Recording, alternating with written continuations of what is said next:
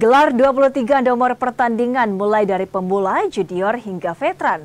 Turnamen tenis Maisa Open diikuti lebih dari 500 peserta dari berbagai daerah. Turnamen Maisa Open yang sedianya dibuka oleh Wakil Presiden Gibran Rakabuming namun batal terlaksana. Pembukaan dihadiri Ketua Umum PLT Nurdin Halid serta Wakil Menteri Pertahanan Dodi Ermawan Jumat pagi di Jakarta. Menggagas tenis untuk semua kalangan, turnamen ini mempertandingkan 23 nomor pertandingan mulai dari pemula, junior hingga veteran.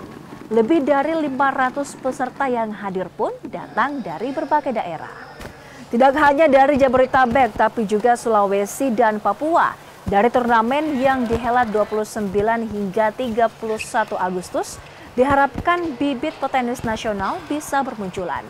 Apalagi tenis Indonesia tengah sumringah setelah petenis putri Jadis Jen sukses menembus Grand Slam Amerika terbuka. Dari Manado.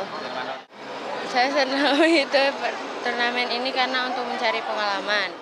Saya ingin ikut pertandingan karena saya pengen menjadi juara